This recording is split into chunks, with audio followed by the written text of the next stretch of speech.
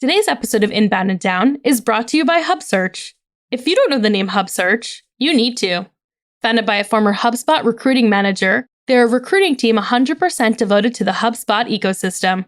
If you need to hire and grow your team, call HubSearch today.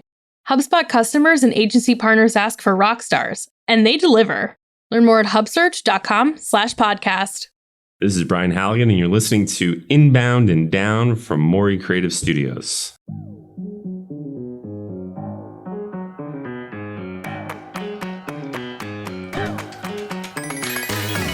Welcome to Inbound and Down, the art and science of inbound marketing, with John Cesala, president of Maury Creative Studios.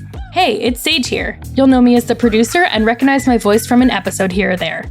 We're changing some things up with the format, and you'll be hearing from me a little more moving forward. At the top of every episode, I'll be jumping on to give you some context about our guest and topic. We're really excited to bring you this slate of episodes, which are all HubSpot-centric. A group of HubSpotters were gracious enough to participate, and the conversations were truly amazing. This first one is featuring Kevin Dunn, manager of HubSpot Academy. You may remember him from Season 5, Episode 14, where we discussed HubSpot Academy's curated learning paths. At the end of that episode, we touched on the Academy's guiding principles, which we're going through a refresh. On today's episode, Kevin talks about the process of refreshing them with his team, why they decided to update them, and explains each principle in detail. Thanks to Kevin for participating, and without further ado, here's John with the episode. Kevin Dunn, thank you for joining us here on Inbound and Down. As we get started, if you could just introduce yourself. What is your title? What do you do? Yeah, absolutely. Well, thanks guys for having me. So my name's Kevin Dunn. I'm one of the managers of education with HubSpot Academy. So I have the pleasure of leading the professors, our content creators who develop the partner and developer education for Academy. Okay, cool. If you are an avid listener to Inbound and Down, you may have caught Kevin on an episode. Sage, it was Season 5, Episode 14? Yeah. She has like the whole library. Yeah, in her she's head, got the Rolodex. Yeah, nice. Yeah, and on that episode, it was really wonderful. It was great. We covered kind of who you are and learning tracks and what you guys do at the Academy, and we ended that episode talking about your guiding principles, HubSpot Academy's guiding principles, and thought it was such an interesting topic. And we had said we're going to do this as an episode unto itself. So I'm excited to have you again here on the show to cover that. Before we get into your guiding principles, though, let's tell people a little bit about, kind of what you get to do here. Not only do you work with the HubSpot Academy, but you also have a podcast of your own and a vlog called Agency Unfiltered. Can you tell us a bit about that? For sure. So Agency Unfiltered, we launched it in 2019. Wanted to validate a proof of concept, but we had this idea that we can only take our solutions partners so far in the education and content we create. And so we figured that partners want to learn from partners who are doing certain things really well. Yeah. And so I have the easiest job in the world regarding Agency Unfiltered because I just get to put a mic in somebody else's face and have them share their knowledge and expertise. But the idea is that we interview our solutions partners from across the globe in regards to something they're doing really unique or really well to help scale and grow.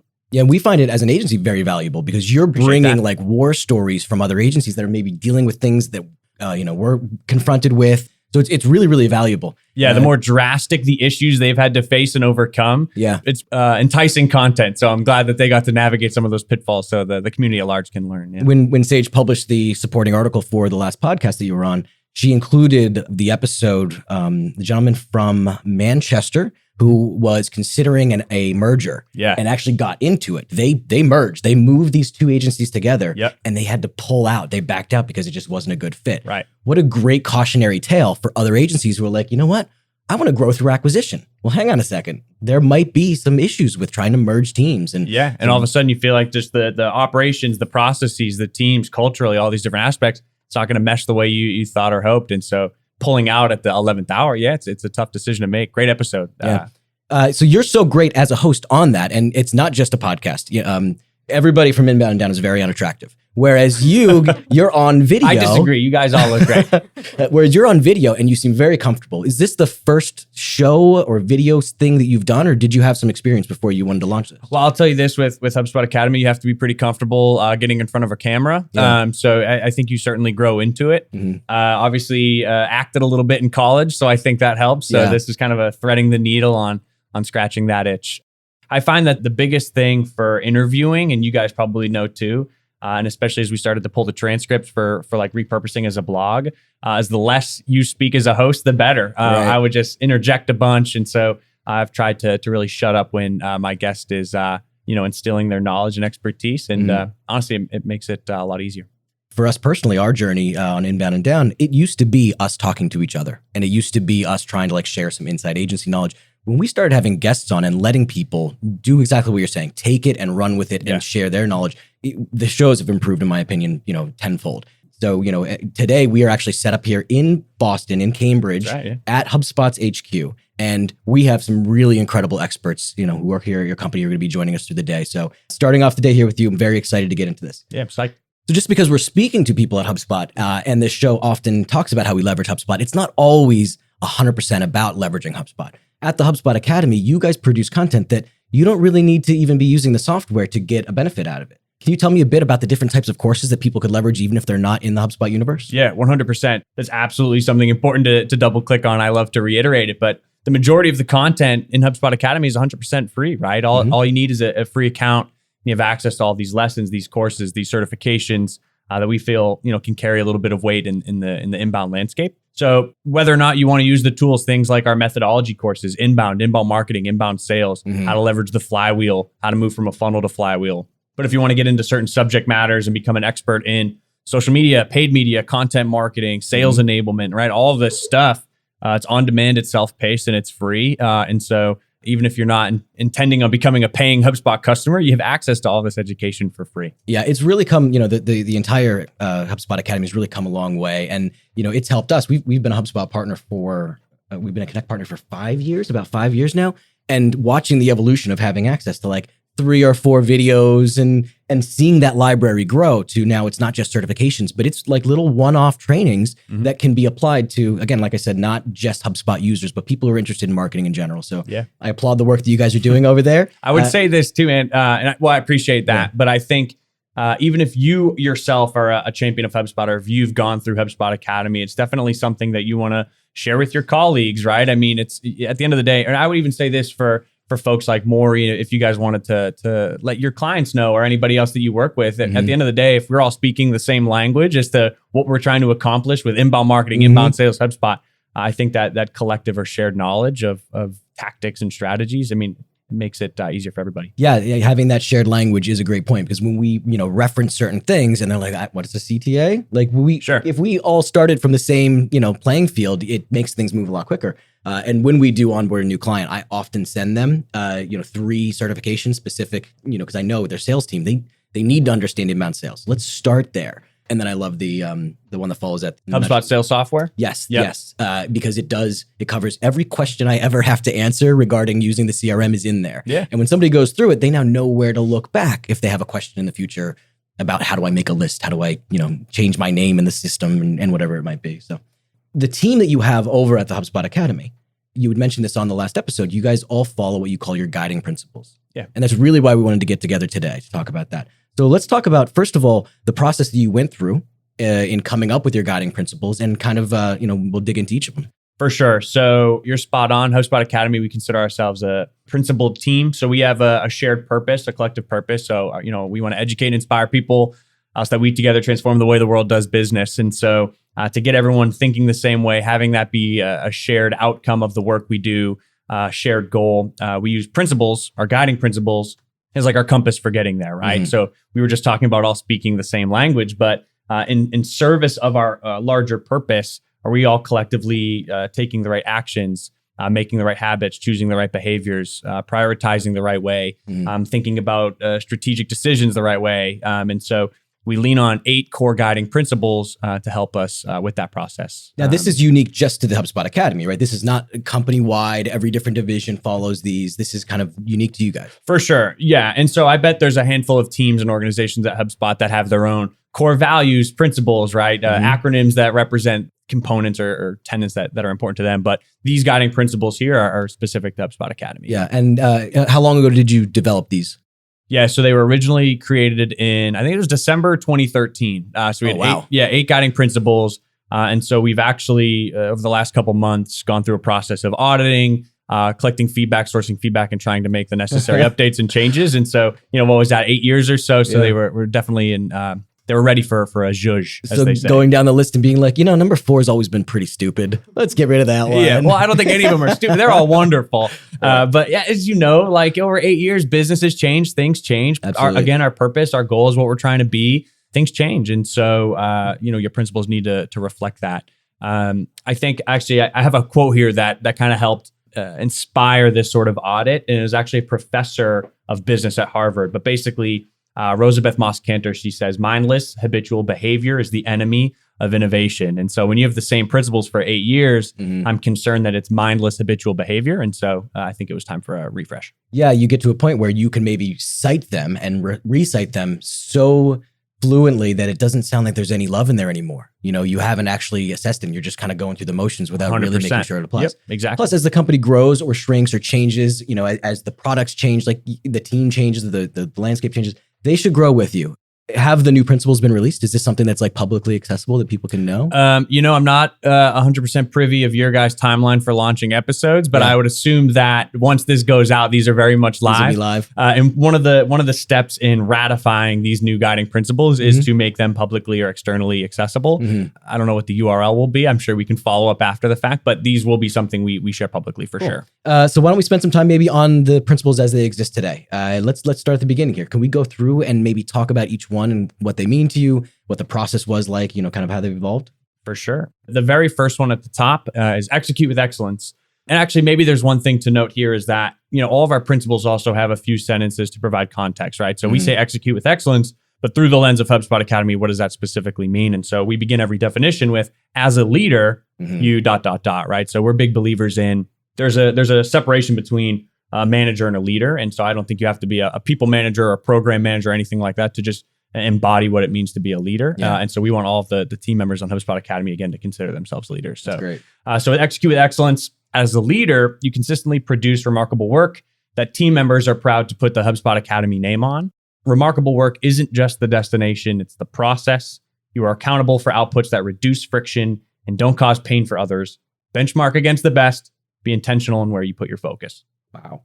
There is a lot packed into there. Yeah. You can hear execute with excellence and be like, okay, cool, let's move on. But that represents so much more than just execute with excellence. I think personally, my favorite part is, and the one thing that we really wanted to nail on the head is that execute and excellence isn't just the outputs, but it's the process, right? I think when you think about executing with excellence, we don't want people to use that or to take advantage of that principle as a means of taking shortcuts or not following protocol or process. And so we want execute and excellence to embody the entire process. Again, not just the outputs. Yeah, brilliant. I love it.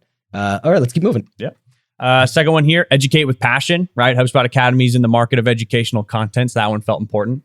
As a leader, you use your knowledge and expertise to spark curiosity, motivate and inspire people to reach their goals, care deeply about what you do, and enthusiasm matters. Beautiful.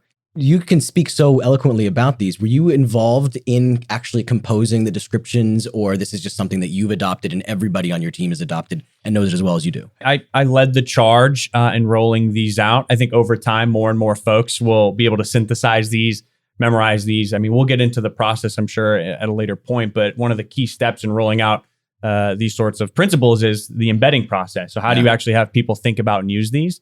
And so if you check back in, hopefully this time next year, so everyone can recite these just as well. Yeah, beautiful. All right, let's keep moving. Number 3 here. Yeah, so the third one is create equitable learning experiences. So as a leader, you consistently create global, accessible learning experiences so that all learners have rightful opportunities to develop their knowledge and expertise and solve for scale. What's interesting about this one, this is one of the ones that went through a minor update. We had create consistent learning experiences in our previous principles.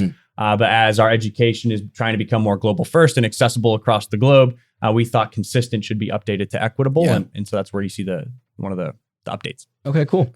Next one up here, speak out with collaboration. Talk about that. So we've actually updated that one to foster meaningful collaboration. Okay. So it used to be seek out collaboration. The new principles that we're rolling out is foster meaningful collaboration. So as a leader, you seek out opportunities to work with others to better serve our learners, prioritize collaboration both internally and externally, run meetings efficiently, listen attentively, treat others respectfully, and facilitate collaboration between others.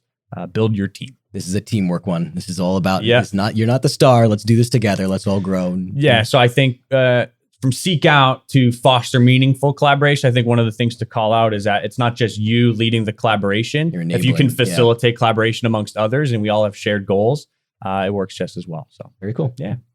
Next one here, put the user first. So as a leader, you put the user first and solve for impact, empower users to reach where they want to go through actionable steps, remove friction and create outstanding experiences. Exceeding user expectations is a must. So this is about producing content for the end user, not for yourself. Mm-hmm. This is not, again, you're not the star. You need to think empathetically about what are we trying to do here? How are we helping people leverage our content? Yep. And the previous version of this principle had a very customer service lens to it, but not everybody on the Academy team. I mean, we have a ton of folks that help us with editorial review and content creation and learning and development.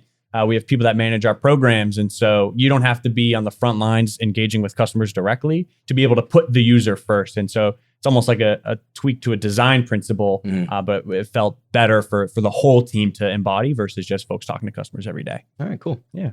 Keep going. Let's see. Never settle. So this is a principle that we've had since 2013. So the label of it hasn't changed, but the definition has been updated slightly. So as a leader, you do things differently than the way they've always been done. Challenge the status quo and identify room for improvement that solves for the business. Take the leap and address fears head on. Experiment, scale your successes, and treat failures as learning opportunities. And you said that has been a guiding principle for a long time. This has been even before you had this itemized out. Yep, exactly. So, I mean, never settle is great, right? The idea has always been challenge the status quo. Just because something is, this is the way something has been done, doesn't mean it always has to be done that way in the future. So we always want people to critically take a look at processes, formats, things, and just be open and lead innovation. Yeah, wonderful. Yep. Let's see. Always be learning. So another principle that's been around, again, very educational content focused. As a leader, you are innately curious and cultivate a growth mindset. Push your own boundaries and explore new areas of growth. Seek out diverse perspectives and be comfortable challenging your beliefs. Find ways to be better. There's an opportunity to learn from everyone and everything. I think it'd be strange if the HubSpot Academy didn't have something about always trying to be learning and growing. Right. And we should eat our own dog food in that regard, But I think the important thing to call out here, and one aspect that we really like, is be comfortable challenging your own beliefs.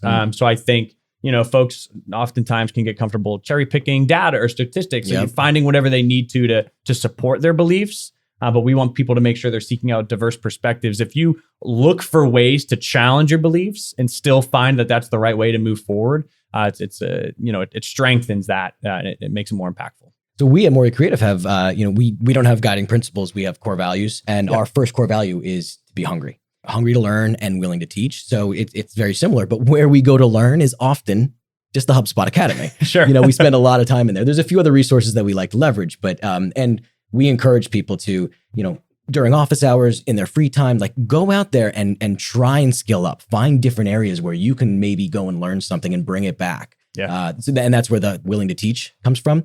Go out there and improve yourself personally. And if you can come back and help other people leverage that information, then, we encourage that. Well, for be willing to teach, the best way to learn something is to teach it, right? Yeah. So, it makes a ton of sense to just internally synthesize what you just learned. Yeah, for sure. Last one here is just authenticity. So as a leader, you create the space for everyone to be their authentic selves, celebrate each other, and be an uncompromising champion for inclusivity, diversity, and belonging. So this has evolved since our last episode, where the last one was Stay Weird. Yeah. I think I even referenced maybe Austin, Texas. And that's right. Yeah. And Stay Weird was a great one. I think ending on that one, it was kind of like a good rallying cry for the team.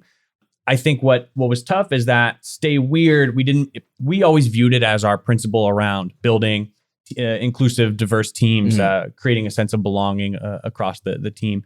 And I think just the terminology of Stay Weird, although catchy, didn't fully conjure imagery of diversity and inclusion. Right. And so making that update to, authenticity and authentic selves, I think it brings it home a little better. Yeah. And, like you said, even with you rolling out your new iteration, to see that these have evolved even, since our last conversation and will continue to evolve, it's a wonderful thing. And they just simply keep getting better and better and better. So I love it. I think they're wonderful. Like I said, we have our culture code, which outlines our values. And we're not going to go through them here on the episode, but I do want people to find that at morecreative.com/culture. It's something that we're very proud of. We didn't create it, you said, back in 2013. Yes, right. I think maybe we were 2016. But that was at this point where everybody out there was like, no, you don't have a culture code? For sure. You Yeah. gotta have and we had, at the time, had this fear. We had a great process going through building it. We had a fear that, okay, we're going to do this. I don't want people to think that we're just kind of doing it because everybody else has one. Right. And we didn't want people to think that it was all just talk and we didn't actually live it. So rather than our process being somebody sitting down and outlining exactly what we want to be, we included the entire company, every single person that worked at Maury Creative. And we said, go through this process of identifying what are the values of individual employees that have made us so special to this point, so that we can, as we continue to grow, make sure that we're trying to encourage more of that. Yeah. And we wrote down on a chalkboard, on a big board, all these different values that were important to us. And we merged ones that were similar, got rid of some, and ultimately boiled it down to about 5 different values. Can you tell me about the process that you guys went through when coming up with your guiding principles? For sure. So obviously we had the luxury of having a head start where we didn't have to build these from scratch, but I think we took a similar approach in that in order to be a set of guiding principles that were going to be shared and leveraged by the entire team, it has to be the collective that contributes. Very first step, I think, for us was to make sure that the purpose is still the purpose that we want to roll these guiding principles under. And we felt that that was the case. I think the role of these guiding principles is to help get everyone on the same page and understand the shared purpose. If you don't have that shared purpose, where are these principles going to function? And so first step, we checked that box off and we felt pretty good about our purpose. From there, we have an annual retreat in the summer. So we call it Lake Day, but we get a big lake house. Yeah. So it's a real nice weekend. The whole team goes. How large is the team at this point? 25 or so. I feel like there's like thousands of you guys. Yeah. The volume of content you produce is so much. So. Yeah. So I think there's 25 strong. And so actually, just a plug for Lake Day. This has nothing to do with this conversation, but it's now become a tradition. Have you guys seen on like Amazon or anything like that, the ginormous inflatable like unicorns that fit like 20 people on that? So we get one of those every year. So, and so that's always, it's a fun tradition, but we use that Lake Day. It's a weekend of reflection. And so what we did was have everyone kind of like, anonymously, as we go through the principles, read them out loud, both the principle and the definition, raise your hand and let's see if we can prioritize which ones the team thinks needs the largest update or which ones are no longer relevant. And that gave us the playbook of where to start, right? So, if something like never settle feels okay, that's not going to be the first one we tackle. But if people find that the terminology stay weird might be othering and it's not encompassing the diversity and inclusion aspect, then maybe we should start there. So having the team help us prioritize. And then we just solicited feedback over time. So let's just have brainstorms. We're going to take raw notes, anything and everything, and let's just get the collective feedback on how we feel, what's better language, what would be better suited to help us all achieve our shared purpose. And this is all controlled internally by your team. This is not like HubSpot's big major culture team stepping in and saying, we need to make some revisions. No, so this was entirely led by HubSpot Academy. Probably some better systems in place for it, but a nice Google Doc with some topic, the table of contents at the top to keep it all organized. I would say this, an important step that we found is, it's one thing to collect all of that raw feedback. You have all the raw notes. You don't want to compromise any of the feedback that you've gotten, but then actually synthesizing it and making sure that you don't layer in your own bias. Like maybe there's one that I personally prefer, but if that's not the one that had the largest support, then, I can't put my own bias or impact on the data. You have to, honor the feedback that you've gotten. And so I think being mindful of that is an important step. Yeah, it's great. So if you out there are considering, developing your values or your guidelines, I think you've given people a good guideline to follow, a good way to kind of go through that process. And what you guys have established here as your guidelines really do represent how the integrity that your team has. And I really appreciate you joining us here today and telling us all about it. Yeah, I would say this. There's a study that I think it was MIT. They did a study. It was the 1,000 companies in the Great Places to Work database. And through their analysis, they found there is a strong correlation between having communicated principles that are embodied by a team and financial performance. And so I would say financial performance is the output of these principles that help collaboration, teamwork, again, alignment, and all of these things. But the other thing that they found is that just having proclaimed values appears irrelevant if the team doesn't feel that they're being embodied, especially by leadership. So just a cautionary tale of just, it's not only enough to just say you have principles and to build a list, but you do need to synthesize and embody, but they can help you do some wonderful things. And I guess proof of this now would be a good time to announce that wasn't HubSpot just named the #1 best place to work by It was Glassdoor. It was Glassdoor. Yeah. So the best place to work. So I mean, it's a badge. Come on. We couldn't be, as an organization, we were just so happy and proud and delighted. So we were all very excited when that news came out. But just as a HubSpotter myself, I can understand why. And very happy to be a HubSpotter. Well, very cool. Congratulations. Thank you. Okay, Kevin, thank you for joining us. I appreciate it. Before we wrap up here, is there anywhere that you'd like to point people where they can find you? Yeah, so I think we talked about it, but these guiding principles are going to be something that we make available and reviewable by the public. Again, we want to be held accountable to living these. So they'll be on our website, URL TBD, but I know you guys always list some resources. Notes, so we'll point people there. I'm available on Twitter and LinkedIn, agencyunfiltered.com. So if anybody has any questions or if they're looking to get started on their own guiding principles, I feel I'm pretty comfortable with this process now. So happy to help and share where I can. Well, cool. Thank you very much. That brings us to the close. Thanks very much again, Kevin. Look forward to seeing you again. Yeah, for sure. Thanks for having me, guys. Appreciate it. Thanks for listening to this episode of Inbound and Down. If you like the podcast, please rate us, review, and subscribe. If you have any questions or suggestions, email inbound@moricreative.com. Follow us on social everywhere at Mori Creative, and subscribe to our question of the day at moricreative.com/QOTD.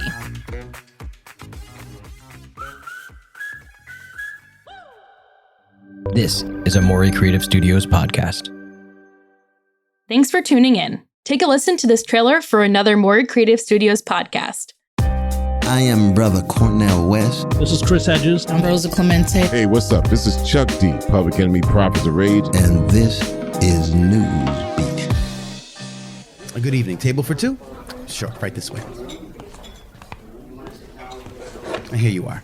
My name is Manny, and it's my pleasure to serve you this evening. Allow me to share our special for the night.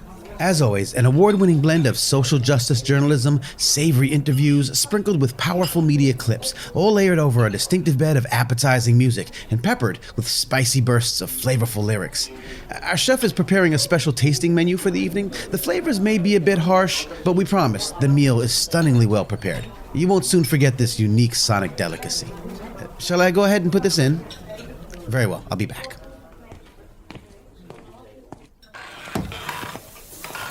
Special order. Got it. This is Democracy Now! Go through the veins to the brain, fabulous and strange. My journalistic range is a catalyst for change. Millions of women across the country and around the world sharing their experience with sexual harassment and abuse online using the hashtag #MeToo. Sexual abuse and sexual harassment inside U.S. prisons and jails is it's a nationwide human rights and public health crisis. All of those things, often hidden by corporate media.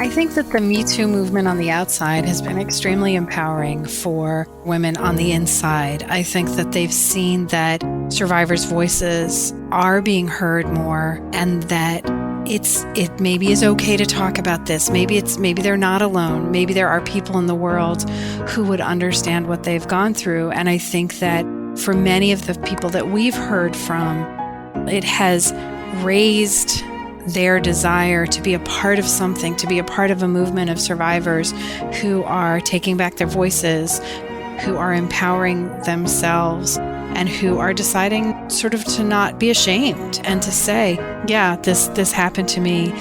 I deserve support. I'm going to get support, and it's not okay anymore. I called for the guard. I called for the guard. He looked back. Our eye contact was confirmation. I was going where I can't come back. Even after the scars heal, my mental often relapse. He looked away and said nothing while they circled to attack. The first punch was blatant. My first sight of blood, I almost fainted. Ingested by fear, regurgitated. I protested. It's worse than being arrested. He orchestrated the attacks to flex the domination. Rather die than have my body invaded. Rob my house and bank account, but not this type of invasion. God help me. God left the room. I see the devil in the corner handing her a broom. What would you do? I'm fighting for dear life, taking one of them with me. And if I gotta die tonight, I'll make sure she won't forget me. The screams of silence, and it's like the embodiment, suffocating, never dying while they breathing free oxygen. Why you lie to me? I'm supposed to pay my debt to society. The crime and punishment have no equality. Uncle Sam's gavel to Billy Club Bill, supposed to be a badge of honor. It's a license to kill. I'm still alive though. A part of me arguably died inside though, but I survived, yo. Now I'm letting everybody know. I'ma tell it, I'ma belt it while there's breath in my lungs, till every peak and valley felt it. Every woman, boy, and girl that had their innocence stolen. You're not invisible, you're invincible, and now you know it if no one noticed. It's not your fault. We gon' point these monsters out till they all get caught. It's been known for some time now that the U.S. incarcerates more citizens than any other country. But what may come as a shock, the U.S. is one of the top incarcerators of women in the world. Today, we have over 100